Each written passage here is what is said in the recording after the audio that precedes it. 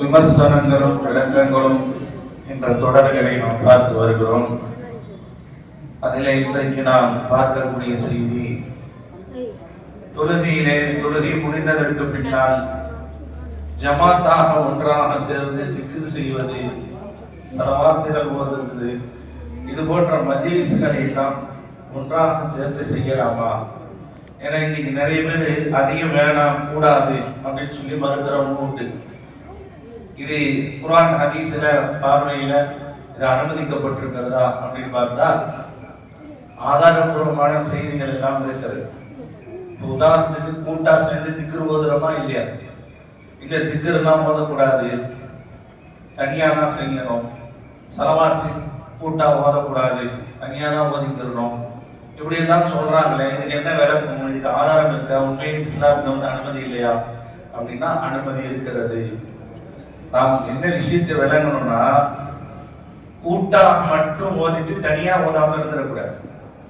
அவர்களை போல தனியா ஓதணும்னு சொல்லி கூட்டா ஓதுறதையும் விட்டுறக்கூடாது. அல்லாஹ்வை கூட்டாக சேர்த்து திக்ரும் செய்யணும், தனிப்பட்ட முறையில் திக்ரும் செய்யணும். கூட்டு துவாவிலையும் நம்ம பங்கேற்று துவாவுக்கு ஆமீன் சொல்லணும், தனிப்பட்ட முறையிலையும் துவா ஓதணும்.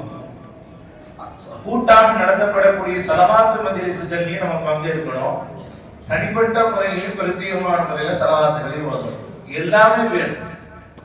அப்ப கூட்டாக செய்யக்கூடிய அமலுக்கு ஆதாரம் இருக்கிறதா அப்படின்னா இப்ப நம்ம பார்க்கக்கூடிய செய்தி, ஸல்லல்லாஹு அலைஹி வஸல்லம் காலத்துல தொழுகைக்கு பின்னாடி கூட்டாக சேர்ந்து திக்ர் செய்யக்கூடிய வழக்கம் இருந்து வந்தது என்பதாக அப்துல்லா இப்னு அப்பாஸ் ரலியல்லாஹு அவர்கள் அறிவிக்கக்கூடிய செய்தி ஹதீஸிலே நாம் பார்க்கிறோம். என்ன சொல்றாங்க? அப்துல்லா இப்னு அப்பாஸ் ரலியல்லாஹு சொல்றாங்க, ஃபர்து தொழுகை முடித்ததும் சப்தமாக திக்ர் செய்யும் வழக்கம் நபி ஸல்லல்லாஹு அலைஹி வஸல்லம் காலத்திலே இருந்தது. அவ்வாறு நபி தோழர்களும் சப்தமிட்டு திக்ர் செய்வதையும் நான் கேட்டிருக்கிறேன். இவங்க சொல்றாங்க, என்ன சொல்றாங்கன்னா, சில நேரத்துல நான் தொழுகைக்கு பிந்தி வந்துடுவேன் ஜமாத்துக்கு, உள்ள வரும்போது திக்ர் சத்தம் கேட்கும், நான் அதை வச்சு நினைக்கிறேன் ஜமாத்து முடிஞ்சிருச்சு. இப்ப ஃபஜ்ர் நேரத்துல நம்ம வரும்போது லா இலாஹ இல்லல்லாஹ் திக்ர் ஓதுறோம், அப்பலே நம்ம என்ன இறங்கும், ஜமாத்து முடிஞ்சிருச்சு, திக்ர் சத்தம் கேட்குது. விளங்குறோமா இல்லையா? இத மாதிரி அப்துல்லா இப்னு அப்பாஸ் ரலியல்லாஹு சொல்றாங்க, நான் சில நேரத்துல வரும்போது சஹாபாக்கள் எல்லாம் ஒன்று கூடி திக்ர் செய்வதை நான் கேட்டோன்னு நான் நினைக்கிறேன் ஜமாத்து முடிஞ்சு போச்சுன்னு. இப்ப இந்த ஹதீஸ்ல இருந்து என்ன விளங்குதுன்னா, தொழுகைக்கு பின்னாடி சஹாபாக்கள் நபி அவர்களோடு ஒன்றிணைந்து திக்ர்ல ஈடுபட்டு இருக்கிறாங்க, கூட்டாக திக்ர் செஞ்சிருக்கிறாங்க, கூட்டாக திக்ர் செய்வதை அனுமதிக்கப்பட்டிருக்கிறது மார்க்கம் என்பது விளங்குது. நம்ம ஏற்கனவே கூட்டு துவா விஷயத்தை நம்ம பார்த்திருக்கோம். ஸல்லல்லாஹு அலைஹி வஸல்லம் அவர்கள் கூட்டு துவாவுடைய விஷயத்துல என்ன சொன்னாங்க? ஒருவர் ஒன்று கூடி துவா ஓத ஒருவர் ஆமீன் சொன்னால் அந்த துவாவை அல்லாஹ் உடனே கபூல் செய்யலாம் அப்படின்னா, அதே போலதான் கூட்டாக செய்யப்படக்கூடிய திக்ருகாத்துகளுக்கும் ஸலவாத்துக்கும் அல்லாஹ்விடத்துல தனி அங்கீகாரம் உண்டு. அதே போல தொடர்ந்து சொல்லப்படுகிறது, ஒரு மனிதர் என்ன செய்யறாரு, தனிப்பட்ட முறையில் உட்கார்ந்து ஒருத்தர் திக்ர் செஞ்சுக்கிட்டு இருந்தார். அண்ணா ரஜுலன் கான எருஃபாவு சௌத்தம், எந்த அளவுக்கு நான் சத்தமோடு திக்ர் ஓதிட்டு இருக்கிறார்.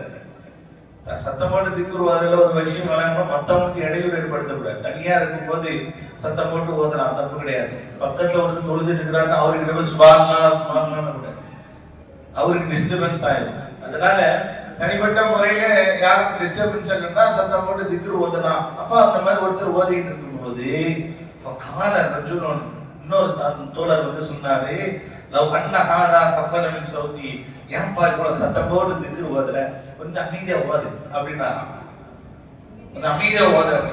இப்ப ஸல்லல்லாஹு அலைஹி வஸல்லம் அவர்கள் இந்த காட்சியை பார்க்கறாங்க, பார்த்துட்டு சொன்னாங்க, தஅஹு, அவரை விட்டுருங்க, அவர் சத்தமா துவா திக்ர் செய்யட்டும். ஃபஇன்னஹு அல்லாஹுன், அவர் அல்லாஹ்வின் பக்கம் மீட்சி பெறக்கூடியவராக இருக்கிறார். அல்லாஹ்வுக்கு பிடிச்சமான காரியத்தை அவர் செஞ்சுக்கிட்டு இருக்கிறார். அல்லாஹ்வுக்கு சில நேரத்துல சத்தம் போட்டு திக்ர் செய்யறது பிடிக்கும், அதனால அவர் செய்யக்கூடிய அந்த அமலை தடுக்காதீங்க என்று ஸல்லல்லாஹு அலைஹி வஸல்லம் அவர்கள் அவரை வந்து என்ன செஞ்சாங்க, செய்யறதுக்கு அனுமதி கொடுத்தாங்க. இப்ப தனிப்பட்ட முறையில சத்தத்தோடு திக்ர் செய்யறதையும் ரசூலுல்லாஹ் அனுமதி கொடுத்திருக்கிறாங்க. அது கூட்டாக சேர்ந்து செய்யக்கூடிய அந்த திக்ரை பத்தி அல்லாஹ் சொல்வதாக நபி அவர்கள் ஹதீஸை குதுஸில ஒரு விஷயம் சொல்றாங்க. ஹதீஸை குதுஸினா என்னது? அல்லாஹ் சொல்லி ரசூலுல்லாஹ் சொல்ற விஷயம். அதுல அல்லாஹ் சொல்றானா, என்னை என் அடியான் எப்படி எண்ணுகிறானோ அப்படியே நான் அவனிடம் நடந்து கொள்கிறேன். ஹதீஸ்ல வருது, சொல்லிட்டே வராங்க. அவன் என்னை நினைவு கூறும் போது நானும் அவனுடன் இருக்கிறேன் அல்லாஹ் சொல்றான். அப்படியே சொல்லிட்டு வரும்போது அவன் என்னை தனியாக திக்ர் செய்தால், இங்கதான் கவனிக்க வேண்டிய விஷயம், அவன் என்னை தனியாக திக்ர் செய்தால் நானும் அவனை தனியாக நினைவு கூறுகிறேன் அல்லாஹ் சொல்றான். அப்ப தனியா திக்ரும் செய்யணும்ன்றாங்க. அடுத்த வாசகம் தான் நம்ம கவனிக்க வேண்டிய விஷயம். அவன் என்னை கூட்டாக திக்ர் செய்தால் நான் அவனை அக்கூட்டத்தை விட சிறந்த கூட்டமாகிய மலக்குகளின் கூட்டத்தில் அவனை நான் நினைவு கூறுகிறேன். ஒன்று சேர்ந்து திக்ர் செய்யறோம் அப்படின்னா அப்ப அல்லாஹ் என்ன செய்யறான், மலக்குமார்கள்ட்ட பெருமை பாராட்டி பேசலாம். என் அடியான பாருங்க, ஒண்ணு கூடி என் பள்ளி வாசல்ல என்னுடைய திருநாமத்தை எல்லோரும் முழங்குகிறார்கள் பாருங்கள் சொல்லி அல்லாஹ் சந்தோஷப்படுறான். இந்த ஹதீஸ்ல அதான் சொல்லப்படுது. அப்ப தனிப்பட்ட முறையில் திக்ர் செய்யறது, கூட்டாக ஜமாத்தாக செய்யப்படக்கூடிய திக்ர்கள், ஸலவாத்துகள், இதை கண்டு அல்லாஹ் சந்தோஷம் அடைகிறான். அந்த துஆவிலே, அந்த கூட்டத்திலே கேட்கப்படக்கூடிய துஆக்கள் பிரத்யேகமாக அங்கீகரிக்கப்படுகிறது. நான் சொல்றது விளங்குச்சுங்களா? தொழுகைக்கு பின்னாடி நம்ம எல்லாம் சுப்ஹானல்லாஹ், அல்ஹம்துலில்லாஹ், அல்லாஹு அக்பர், லா இலாஹ இல்லல்லாஹ், ஸலவாத் ஓதி எந்திக்கக்கூடிய அந்த நிகழ்வு, இதுக்கெல்லாம் ஆதாரம் தான் இது. இன்னைக்கு ஒரு கூட்டம் என்ன செய்றாங்க, ஸலவாத்லாம் ஓதக்கூடாது, அப்படியே கலைஞ்சு போயிடணும், அதுக்கெல்லாம் ஆதாரம் இல்ல. இன்னொரு ஹதீஸ்ல ஸல்லல்லாஹு அலைஹி வஸல்லம் தெளிவா சொல்றாங்க, எந்த கூட்டம் ஒன்று கூடி அந்த கூட்டத்தை விட்டு கலைவதற்கு முன்னாடி ஸலவாத்து சொல்லாமல் எழுந்து செல்கின்றாரோ அந்த கூட்டம் கழுதையின் கூட்டம்னாங்க. ரசூலுல்லாஹ்வின் மீது ஸலவாத்து சொல்லாம ஒரு கூட்டம் கலையுதுன்னா அது கழுதையின் கூட்டமா? நவுதுபில்லாஹ், அல்லாஹ் பாதுகாக்கணும். இப்போ ஒரு சபை என்று வந்தால் அந்த அல்லாஹ்வுடைய திருநாமமும் நபியின் மீது ஸலவாத்து சொல்லக்கூடிய அந்த நிகழ்வும் நடைபெறனா அந்த கூட்டமே கபூலியத் இல்லை. ஸலவாத்து சொல்றதே என்ன, கூட்டம் ஒன்று சேர்ந்து சொல்லும்போது எவ்வளவு பெரிய இது. கூட்டாக சேர்ந்து சொல்லும் போது மலக்குமார்களுடைய ஆஜராகும். ஒரு மஜ்லிஸ் நடத்தப்படுது, அந்த மஜ்லிஸ்ல நம்ம சில பேர் சொல்லுவோம்ல, கூட்டமே இல்லப்பா. ஒரு மஜ்லிஸ் நடக்கும் போது ஆட்கள் ரொம்ப கம்மியா தான் வந்தாங்க, ரொம்ப கூட்டமே இல்லை அப்படிம்பாங்க. ஆனா உண்மையிலேயே என்ன நிகழ்வு தெரியுமா? இது போன்ற மஜ்லிஸ்கள்ல யார் மக்கள் வந்து கடந்து கொள்ளவில்லையோ அந்த மகல்ல அந்த இடம் காலியா எம்டியா இருக்கோ அல்லாஹ் அந்த இடத்துல மலக்குமார்களை ஆஜர்படுத்துவான். இப்ப பள்ளிவாசல் இருக்கு, 10 சஃப் இருக்குன்னு வைங்க, அந்த 10 சஃப்ல 2 சஃப் தான் தொழுகைக்கு நிக்குது, இல்ல 3 சஃப் தான் தொழுகைக்கு நிக்குது, மிச்சம் 7 சஃப் நம்மளுடைய பார்வையில காலியா இருக்கு. யாருமே இல்ல தொழுகைக்கு இல்ல நம்ம சொல்றோம்ல. ஆனா அல்லாஹ் என்ன செய்யறான், அந்த 7 சஃப்க்கு மலக்குமார்களை கொண்டு வந்து ஆஜர்படுத்துறான். அப்ப மஜ்லிஸ்களாக இருக்கட்டும், திக்ர் மஜ்லிஸாக இருக்கட்டும், ஸலவாத் மஜ்லிஸாக இருக்கட்டும், எந்த மஜ்லிஸாக இருக்கட்டும், மக்கள் கலந்து கொள்ளக்கூடிய அந்த இடத்தை தவிர மீதமுள்ள இடத்திலே அல்லாஹ் மலக்குமார்களை கொண்டு அதை சந்தைப்படுத்துகிறான். இப்ப எந்த இடத்துல மலக்குமார்கள் ஆஜராகிறாங்களோ அந்த மஜ்லிஸ் அல்லாஹ்வுடைய பார்வையில கபூலியத். அந்த மஜ்லிஸ்ல கேட்கப்படக்கூடிய துஆ கபூலியத்தான துஆக்கள். சாம்பிராணி இப்போ எதுக்கு போடுறோம்? வாசத்துக்கு. அது வாசம் எதுக்கு வாசத்துக்கு வருது? அதுக்கு முன்னாடி அந்த இடம் கப்படிச்சு இருந்துச்சாரு, நாத்த இடம் அடிக்கல. ஆனா சாம்பிராணி எதுக்கு போடுறோம்? வாசத்துக்கு போடுறோம். எதுக்கு வாசம்? என்னதான் சொல்ல வரீங்க? அதற்கு எந்த இடத்திலே மனம் கமழ்கிறதோ அந்த இடத்திலே மலக்குமார்கள் ஆஜராகுவாங்க. ஏன் மலக்குமார்கள் ஆஜராக வைக்கணும்? எந்த மஜ்லிஸிலே மலக்குமார்கள் ஆஜராகி விட்டார்களோ அவர்கள் அந்த மஜ்லிஸிலே ஆமீன் சொல்லுவாங்க. அங்க ஓதப்படக்கூடிய துஆவுக்கு எங்க சாம்பிராணி போயும் ஊதுபத்தியும் சும்மா சம்பிரதாயத்துக்கு இல்ல, அது காரணம் இருக்கிறது. மலக்குமார்களுடைய வருகை. அதே போல வீட்டுல துவைச்ச துணி, துவைக்காம காயப்பட்ட துணி நாத்த அடிக்குது, கழுவாம பாத்திரங்களை போட்டு துருவான அடிக்குது, சின்ன பிள்ளைகள் சிறுநீர் கழித்து விட்டு சுத்தம் செய்யாம துருவான அடிக்குதுன்னா இருக்கக்கூடிய மலக்குமார்கள் வெளியே போயிடுவாங்க. அந்த இடத்துல என்ன செய்ய மாட்டாங்க? ரஹ்மத்துடைய மலக்குமார்கள் இருக்க மாட்டாங்க, வானவர்கள் அந்த இடத்துல நுழைய மாட்டாங்க. அப்ப துருவானை இடிக்கக்கூடிய இடத்துல மலக்குமார்கள் விலகுறாங்கன்னா நறுமணம் கமலக்கூடிய இடத்துல மலக்குமார்கள் ஆஜராகிறாங்க. அத்தர் போடுறோம், இந்தாங்க நீங்க கொஞ்சம் போடுங்க, அவர் வாங்கி தடவுற, அவர் இன்னொரு எதுக்கு அந்த இடம் சபை மனம் கவர்றது.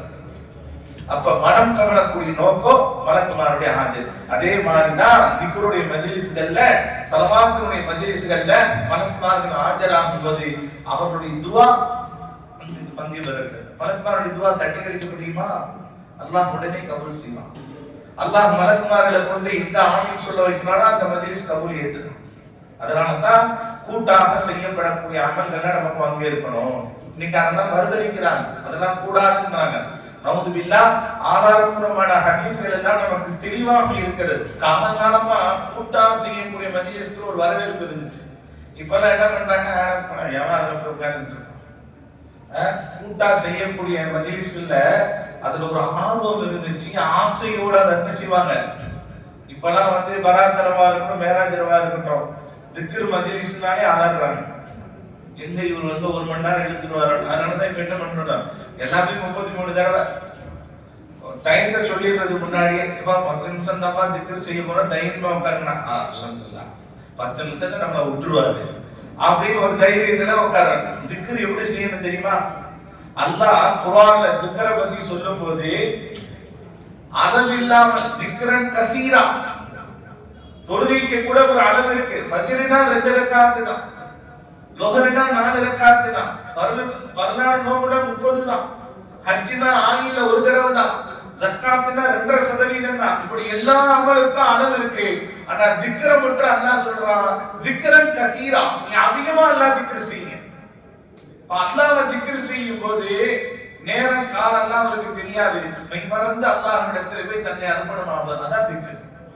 சுப்ஹானல்லாஹ் சுப்ஹானல்லாஹ் சுப்ஹானல்லாஹ். சில பேர் இந்த தொழுகைக்கு பின்னாடி ஓதுவாங்கல்ல திக்ர், ஓதுவோம்ல சுப்ஹானல்லாஹ் 33 தடவை. அந்த திக்ர் ஓதுறத பார்க்கணுமே. அதாவது 33 தடவை ஓதணும்ன்றது ஒரு கணக்கு. 34 தடவை 35 தடவை ஓதுனா கூடாதெல்லாம் கிடையாது, ஓதலாம். நம்ம என்ன செய்யணும் தெரியுமா? இப்படி பாப்பாரு, இன்னும் அஜர்த்து சொல்லல. அப்புறம் கொஞ்ச நேரம் அல்ஹம்துலில்லாஹ் அப்படின்னா, என்னடா நான் 33 தடவை ஓதிட்டேன். ஆனா 33 தடவை ஓதிட்டேன்னா இமாம் சொல்ற வரைக்கும் 34 35 போ, ஹராம் இல்ல. 33 தடவைன்றது குறைஞ்சிடக்கூடாதுன்றதுக்காக இவர் கரகரகரன்னு போட்டுட்டு இப்படியே பாப்பா ராஜத்து கையே இன்னும் சொல்லல, ரொம்ப இழுக்கிறாரு. திக்கருக்கெல்லாம் இப்படி கணக்கு இல்லாம செய்யணும். இருந்தாலும் குறைஞ்சிடக்கூடாதுன்றதுக்காகத்தான் எண்ணிக்கை. அருமையான பெருமக்களே, எங்கெல்லாம் திக்ருகள் நடத்தப்படுகிறதோ அது சுவனத்தின் பூங்கா. நாளை மறுமை நாளையில அல்லாஹ் நமக்குன்னு சொர்க்கத்துல மாளிகை கொடுத்திருப்பான்ல, அந்த மாளிகையை அலங்கரிக்கிறதுக்கு என்ன செய்யணும்? நம்ம செய்யக்கூடிய திக்ரு தான் அந்த மாளிகையினுடைய அலங்கரிப்பு. இப்ப வீட்டை கட்டிட்டாரு, வீட்டை கட்டின உடனே அதை எப்படி டெக்கரேஷன் பண்ணலாம், என்ன பெயிண்ட் அடிக்கலாம், என்ன கலர் கொடுக்கலாம், என்ன கோட்டி கொடுக்கலாம், என்ன லைட்டிங் கொடுக்கலாம். சொர்க்கத்தினுடைய மாளிகையினுடைய அழகுபடுத்துறது என்னன்னா நம்ம துன்யாவுல செய்யக்கூடிய இந்த திக்ரு தான். நம்ம செய்யக்கூடிய இந்த திக்ருஹாத்து சுப்ஹானல்லாஹ் அப்படின்னா நாளை மறுமையில அல்லாஹ் நமக்கு தரக்கூடிய அந்த சுவனத்து மாளிகை அலங்கரிக்கப்படுது. அப்ப எவ்வளவு நம்ம செஞ்சா அந்த சொர்க்கத்தினுடைய மாளிகை அலங்கரிக்கப்படும். அப்ப இதெல்லாம் சடங்கு சம்பிரதாயம் அல்ல. நாம் இஸ்லாசான முறையிலே தாராளமான முறையில் அல்லாஹ் திக்ரு செய்யணும். அதே போல கூட்டாக செய்யக்கூடிய மஜ்லிஸ்களை மிஸ் பண்ணிடாதீங்க.